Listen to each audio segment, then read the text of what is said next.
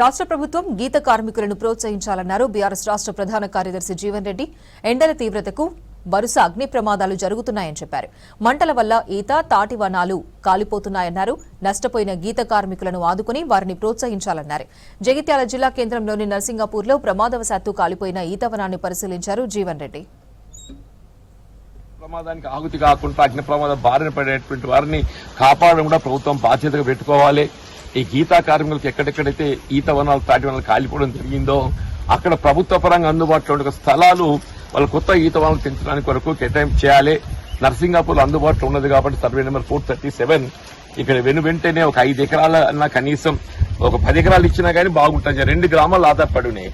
ఈ మద్యానికి బానిసలు కావడంతో ప్రభుత్వానికి ఎంత ఆదాయం వస్తుందో గానీ అంత 4 గంటలు ప్రజా ఆరోగ్యం క్షీణించేది ఎత్తుందో నిరుపేద వర్గాలపై ఆర్థికంగా భారం పడుతుందని చెప్పి అంటున్నాం. కాబట్టి దానిపై దృష్టి పెట్టి ఈ బెల్ట్ షాపులను నిరోధించే ప్రక్రియ చేపట్టాలి. గీతా కార్మికుల సంక్షేమం కొరకు వాళ్ళు ఉపాధి తోడ్పడటానికి వరకు ప్రభుత్వ భూములు లేని కాడ కొనుగోలు చేసి కూడా చేస్తున్నాయి. ప్రభుత్వ భూములు లేని కాడ ప్రభుత్వ కొనుగోలు చేసి కూడా చేస్తూ అని చెప్పి అంటున్నాను. ఇది జరిగిన ప్రమాదం దృష్టకరం. దీనికి సంబంధించి ప్రభుత్వ పరంగా ఏ విధమైన సహాయం అందింప చేయాలనో నీకు ఆ భూమి కేటాయింపు చేయటం కొరకు నా వంతు బాధ్యతగా నేను ప్రయత్నం చేస్తానని చెప్పి అంటున్నా.